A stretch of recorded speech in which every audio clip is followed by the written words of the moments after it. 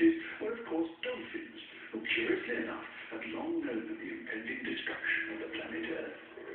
They've made many attempts to alert mankind to the danger, but most of their communications were misinterpreted as amusing attempts to punch footballs or whistle for tidbits.